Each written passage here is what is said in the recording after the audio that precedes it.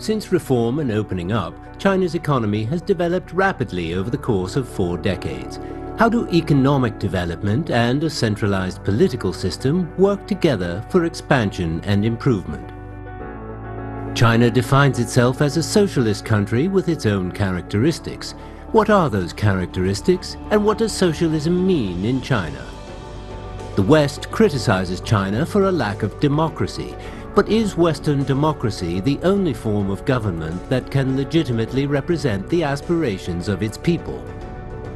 In many cases, the image of China in Western media is stereotyped or even demonized, and China's success in promoting its global image has so far been limited. What are the reasons, and how can that change? Why is the success story of Chinese economy a myth for most of skeptical Western observers? Martin Wolf, a renowned economist of the Financial Times, says recently that the West needs to take a second look at the new realities in China. And a most important part of the alleged myth is why the Chinese Communist Party has been able to navigate our course of development despite scathing suspicions about the communist ideology. China has many problems and even enduring challenges, but continues to thrive despite the end of the Cold War and 2 financial crises in 1997. What is unique about China's governance and its mode of development? Today, we are pleased to be joined in the Beijing studio by Claire Pearson, UK representative on the supervisory board of the EU Chamber, and Harvey Zordin, freelance columnist for China Daily. That's our topic. This is Dialogue. I'm Yang Rui.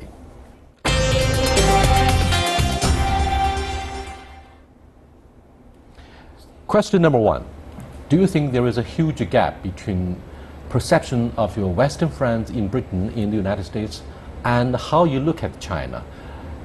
Do you think that there is a stereotyped image about China, or rather you choose to believe China is very different from the perception of most of the Western media? What do you think?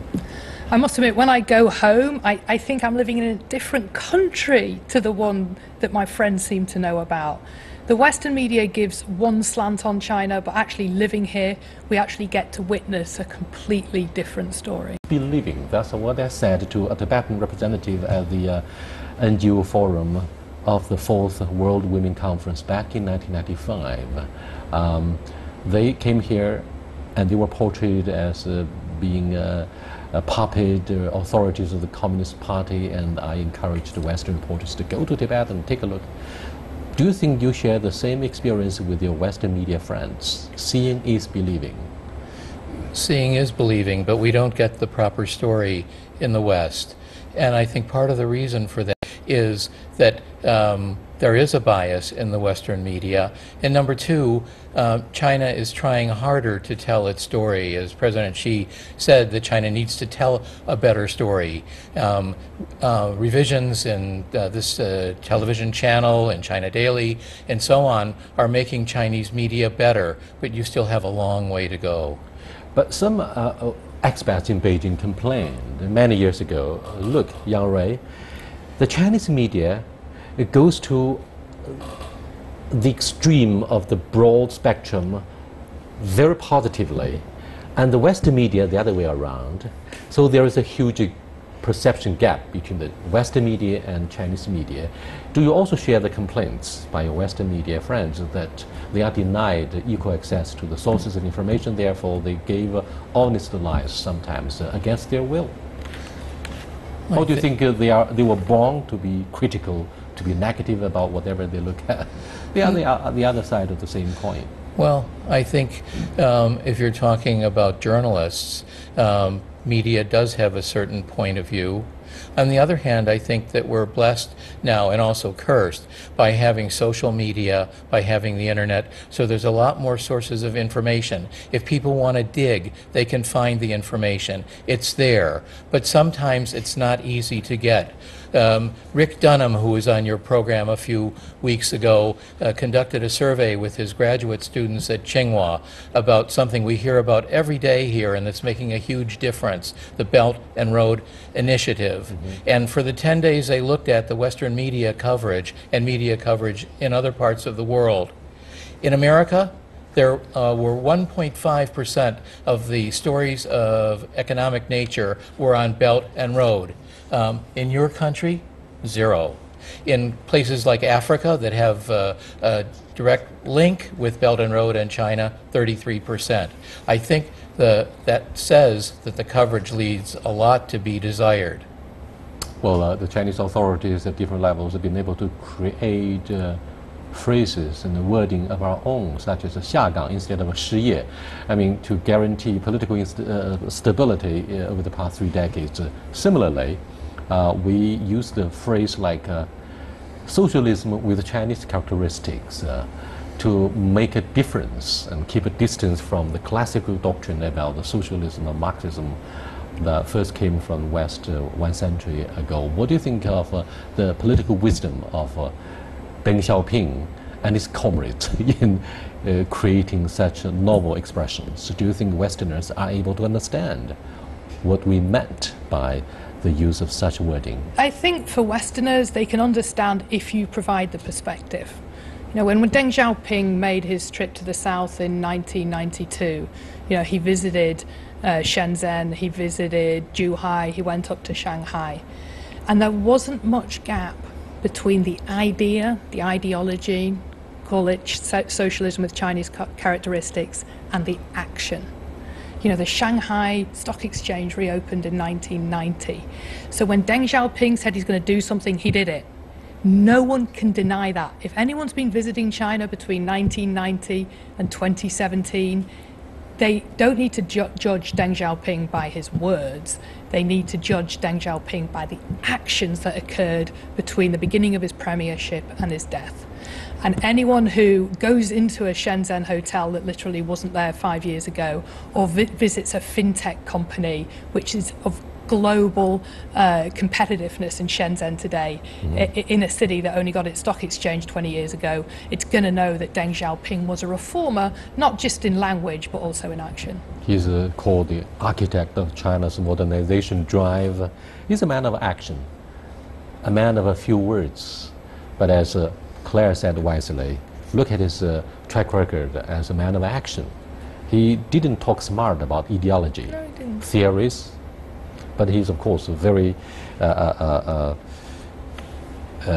he attaches great importance to principles in safeguarding the leadership of the Communist Party. Now, China's industrialization and modernization have followed the same pattern and experiences of backward economies in catching up with the developed countries such as Germany and Japan, which utilized a strong government to lead economic development. So why is China's development model not recognized as readily as the development model in those countries? Harvey? I think it's a combination of envy and anger and fear. China's rising again. It's really interesting to look back at the history of China, Yan Rui, because in the last millennium, China was it. It was the it country. China in the 11th century produced 60% more steel than Claire's country did in 1788, for example. And China was 7 centuries ahead of your country in textile technology. So you have to look at the long picture. And yes, it's true since the Opium Wars that China has undergone many humiliations and was displaced by Western powers. I think those powers are fearful of losing what they acquired from the once and future, current actually, powerful China. When Harvey brought up the issue of fears, do you think China used to be examined and still examined through the ideological lens? Because after all, this ruling party in China is called the Communist Party of China. Despite the end of the Cold War, which according to the Western media, Ronald Reagan beat communism, and he is hailed as a soldier for beating the Communist Party. Now, do you think ideology still works in the way Western media and Western people examine what is happening in China? I think ideology used to really matter because we used to all learn about other countries through the government spokespeople who always talk in ideological terms. But now, due to social media, people like to look at what's for sale on Shanghai's high street. People are now so well informed in other countries about what's actually going on in a granular way in China that they no longer have, it's no longer an ideological dispute. I mean, in the old days, I think it used to be about who had the most WMD, the most weapons of mass destruction. Now I think it's about who has the most WMC, weapons of mass communication. It used to be about hard power, now it's about soft power, Yang Rui.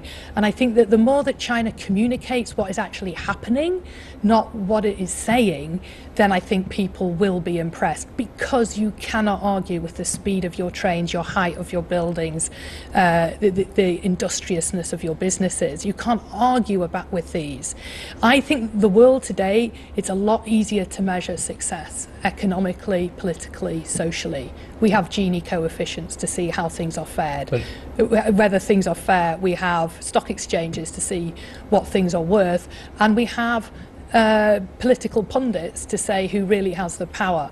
So if you think that you can have an ideological banner that people are going to believe, forget it. But Claire, people are going to perceive by what they see. I think if you look back, I'm talking a lot about history tonight, sorry, but if you look back at Chinese history and see that when China was at its peak of power in the Ming and Qing dynasty, that they had wonderful soft power. Confucianism is one soft power, and they had other soft power. You look at a city like Kyoto that was moderned after the Chinese capital of Chang'an. China is lacking soft power today. China has to do a better job of building soft power. I think if China tells its story better, people outside will begin to understand the China that you and I know. But I'm afraid the state-run media is not to be trusted by the Western observers, because they don't think the media that works for a political force that can be trusted for its credibility. Now, let's give a second look to, about socialism as a definition. Now, it seems what is practiced as a socialist ideology in Scandinavian countries is closer to the fundamental doctrine of this definition, meaning far less income disparity due to the developed welfare policy, rule of law, and more egalitarianism, so to speak, between rich and poor. However, in our country, despite the fact that millions have been lifted out of poverty due to the massive migration in the process of urbanization, we still have 20 million living under the poverty line, and the income disparity is huge, huge, huge. You have super rich guys, they evaded taxes successfully. So, what do you think of the definition of socialism? We say we practice socialism with characteristics.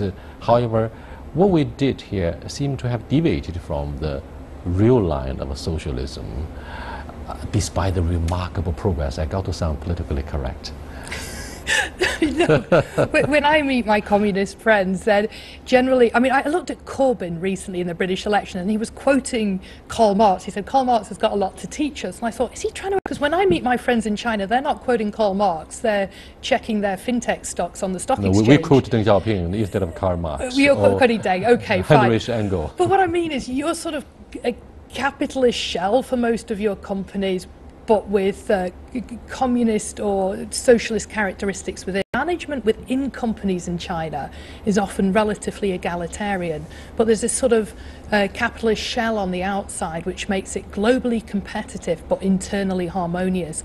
And I think this might be a new sort of business model that China might give to the world, sort of Confucian, collectivist, round table lunches inside the company, but outside a very severe hierarchy, which is what most of the world see and think China is about. Harvey, the West criticizes China for a lack of democracy. Do you think democracy is the only form of government that can best represent the aspirations of the constituents? I felt that way until Donald Trump was elected. but I'm He's a guy you can easily, freely bash. I love He's Donald an easy Trump. target, I'm afraid. Good, I'm sorry for him. Claire. I think every country has its own characteristics and its own needs. Democracy is not a perfect system, like any system, including this one. Democracy is not one size fits all. Democracy requires a lot of heavy lifting and heavy work and a lot of prerequisites to work. And many times in my country, it has not worked. So it's not necessarily the perfect system for everybody. I think every country has to follow its own model and find their way. I get really confused with democracy and communism, because if you look at the root of the word democracy, demos, it's the common people. And the root of communism is commune, is the people. So I don't see communism and democracy too far apart. The problem is when you throw in capitalism, because the root of capitalism is capital, individual. So I think what we need to do is in between. Because I don't think so much today it's about what governments do or what they are ideologically. It's what they tell the people they do.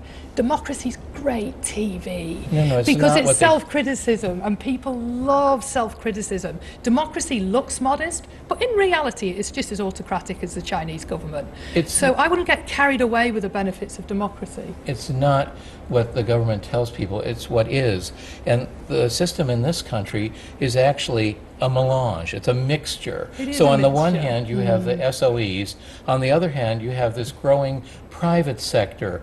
Both, in a way, now are necessary, but by not the way, sufficient. the non-public sector of the Chinese economy has created up to 70, if not 80% of the job opportunities in the huge job market in this most dynamic economy, the second of its kind in the world. You are watching Dialogue with Claire Pearson and Javier Zordin. We're discussing what is China, how to look at the myth of China's economic story. We'll be back in a short while. Stay with us, please. Welcome back. If you were to be asked to give a list of 5 points behind the success of Chinese economy, what are they?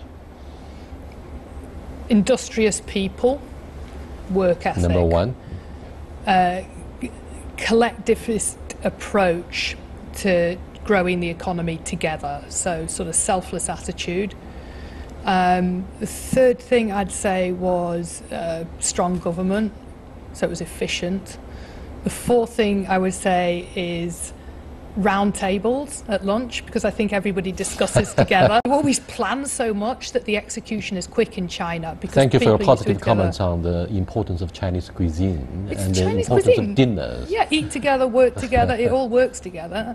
And I'd say the fifth thing was the media giving a collective perspective to keep everyone informed with what's going on. Javier, what are your thoughts about the 5 reasons?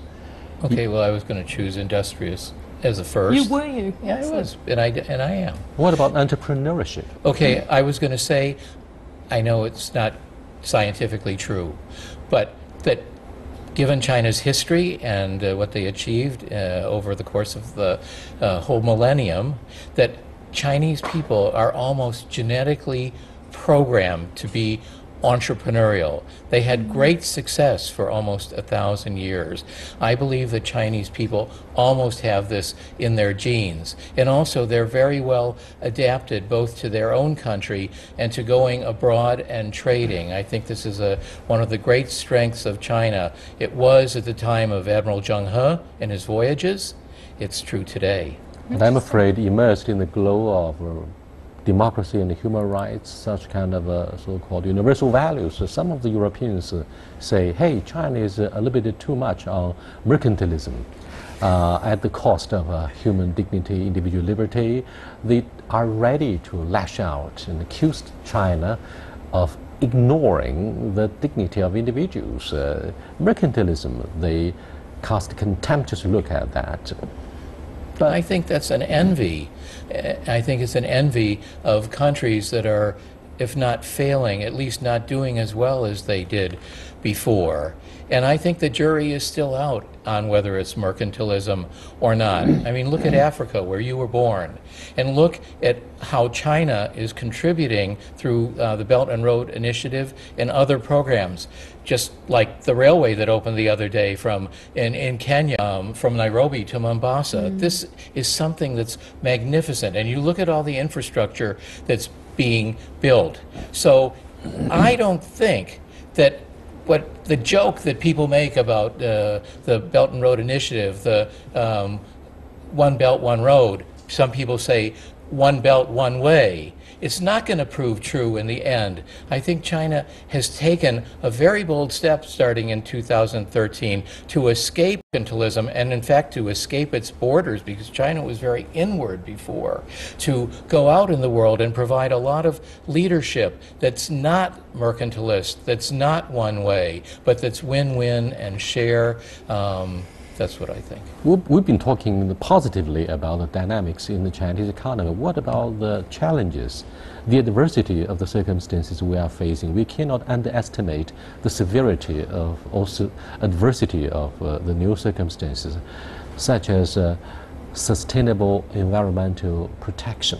I mean, due to the massive industrialization of this country, which is known for being the biggest manufacturing center of the world, conditions of the environment have been very much compromised, and livelihoods of the ordinary folks may have suffered a lot. So why do you think the Chinese fail to pay enough attention to the environmental conditions, culture-wise? Do you think it's also shamefully a part of our genetic code not to be so caring about the environment? No, I don't think that at all. I think when you grow as fast and furious, as Claire was going to say, in an economy that's grown so quickly, that regulations are not in place and corners are cut to grow so quickly. I think now China is taking a leadership role that my country is now abdicated in, taking the environmental bull by the horns and doing something about it. And I think better late than never.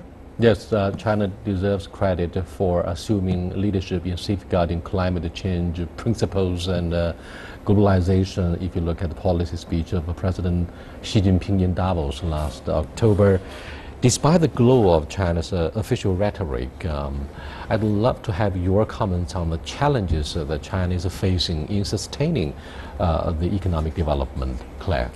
I think now, I mean, certainly people will make sacrifices on the road to getting rich, but once they're well-fed, once they've got consistent work, and once they've got opportunity to travel, they're going to want a bigger slice of the pie individually for their families. So I think now the challenge for China is very much about resource redistribution. It's about education, it's about health, and it's about creating those opportunities. Every country has gone through this struggle. I mean, I look at my own country. Once we went through the Industrial Revolution, the Agricultural Revolution, once we finished World War II, that's when the National Health Service is set up. Claire, by a worker. You know, inspirations from the UK might be very enlightening. For example, the SOE sector in our economy may have prevented both the European Union and the United States from granting China the market economic status, despite our entry into the WTO back in the year 2001. So your success story about the economy is a massive privatization under the oversight of Lady Thatcher of the economy. Of course, she was criticized by the Labour Union, by the Labour Party. But what do you think of the inspirations, quote unquote, that we might be able to draw from your role model? I think the lucky thing for you, Ray, you've got the benefit of hindsight. You can also see the legacy of Thatcher and the surge of popularity in Corbynistas at the moment. So you can see that Thatcher, I was there actually. I was living in a mining area when the mining strike was going on. That's a struggle. And if your country's going to go through something similar as it restructures, Ray, you have to have a plan B for keeping the people happy. Right. You might have had a plan B or C were it not for the Malvinas War, the Falkland War, that has helped her narrowly avert a political crisis, right? So she was lucky. Now, what do you think are the enduring multiple challenges that China is facing if we were to sustain the current rapid economic development without sacrificing the environment? Well, certainly what we just spoke about, the SOEs are inefficient. Some of them are even called zombies. the SOEs sometimes overproduce goods that hopefully the Belt and Road Initiative will take some of. So I think, and also the great amount of debt that the SOEs have taken on, and the local governments as well. The relationship with the banks and the consequences for that. So I think that's a huge economic challenge.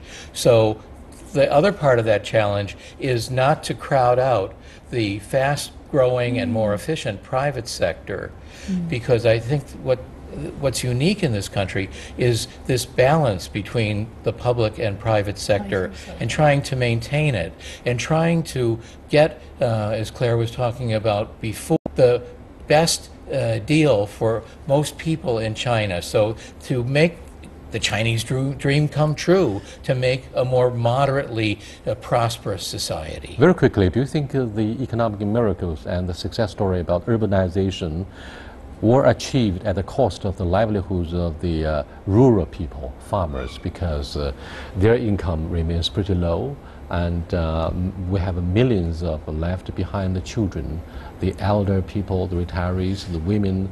They are the disadvantaged social groups and victims of the rapid urbanization. What do you think of the hukou system? Farmers are said to be the victims of this very unique household registration system in China. I think you need to improve conditions for them at home by providing equal education opportunities for the rural children, so they, as well as the urban children. But I think that's something that the country's already tackling: healthcare, education. But I think there's a real space for China to occupy. You could be a lead, green, seen country if you reflect the right image. I read recently that the average American uses 20 barrels of oil a year, the average European 16, the average person in China 4 barrels of oil per annum. You are a green country. A lot of people are still living in the countryside.